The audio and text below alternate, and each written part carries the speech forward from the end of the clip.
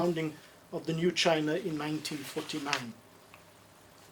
In the year 2000, the white paper entitled 50 Years of Progress in China's Human Rights and used by Perry, the Chinese State Council writes, and I quote, "Invaded and enslaved by various foreign powers, old China lost its state sovereignty and its people's human rights lost their minimum guarantee." Quote end.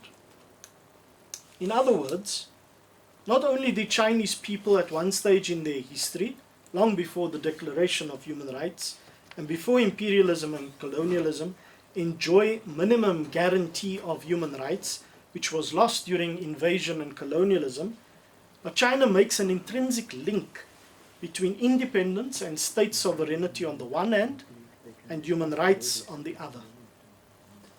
In this regard, and at this point, it would be interesting to note two African countries that were not invited to the Washington summit last week, Zimbabwe and Eswatini, even though only 17 African countries participated, or one less South Africa, which must be mentioned, which has been mentioned in the media.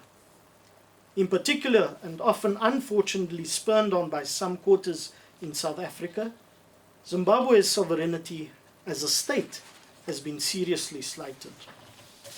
In recent times, and even with the promotion of the political party I belong to, we have sought the need to act as a big brother, as it were, and visit Zimbabwe, as if it is any of our concern, and as if we can teach the Zimbabweans anything about independence, human rights, or even democracy.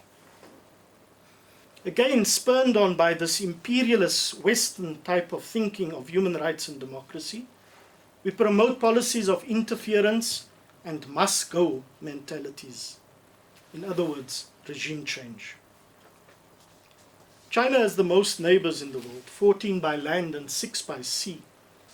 This fact, together with its anti-imperial and anti-colonial thinking, promotes for the sovereignty and promotes respect for the sovereignty of all states.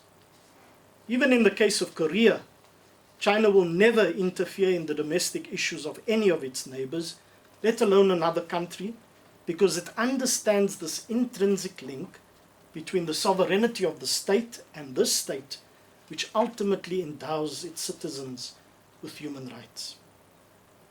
Therefore, from the days of